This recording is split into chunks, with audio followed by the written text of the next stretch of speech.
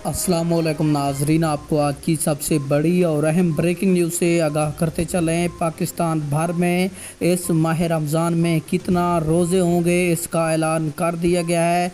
मैं आपको मुकम्मल तफसील के साथ आगाह करता हूं। 29 या 30 रोज़े होंगे।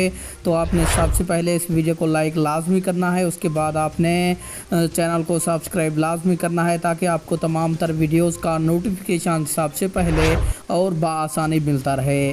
तफसीलात के मुताबिक आपको बताते चलें, ताज़ा तरीन ख़बरें सामने आ रही हैं कि इस रमज़ान के 30 रोज़े होंगे, क्योंकि आप सब जानते हैं जो चाँद की तारीख है, 2 चाँद 30 के होते हैं जबकि 2 चाँद 29 के होते हैं।